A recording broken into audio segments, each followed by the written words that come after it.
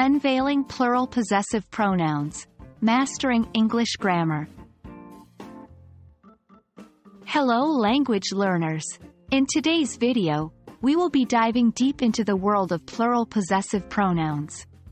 These may sound complicated, but once you get the hang of them, you'll see they're actually pretty straightforward. And the best part? They'll help you speak English more fluently and accurately. So, are you ready to dive in? Let's go! Before we jump into our main topic, let's quickly review what pronouns are. Pronouns are words that we use in place of a noun or a noun phrase.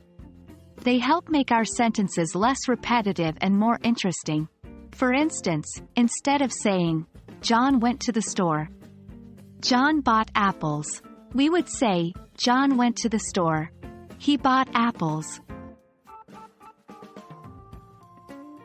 Moving one step further, possessive pronouns are a specific type of pronouns. They are used to indicate ownership or possession. For example, the sentence, "This book is mine." Here, mine is a possessive pronoun showing that the book belongs to the speaker. Now, let's focus on plural possessive pronouns. As the name suggests, these are possessive pronouns that are used to refer to more than one person. They include ours, yours, and theirs. For example, the cat is ours. The cat belongs to us. The cakes are yours. The cakes belong to you. The toys are theirs. The toys belong to them. Understanding the usage of plural possessive pronouns is essential for effective communication in English. Here are a few more examples to help you better grasp their usage. The victory was ours. The victory belonged to us. The rights are yours. The rights belong to you. The responsibilities are theirs. The responsibilities belong to them. Remember, these pronouns stand alone and don't require an accompanying noun.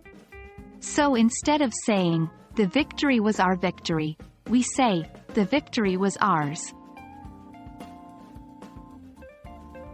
One common mistake with plural possessive pronouns is confusing yours and theirs with yours and theirs. Remember, possessive pronouns never have an apostrophe. The correct forms are yours and theirs. Another tip is to remember that yours can be used for both singular and plural. For example, the pen is yours and the pens are yours are both correct.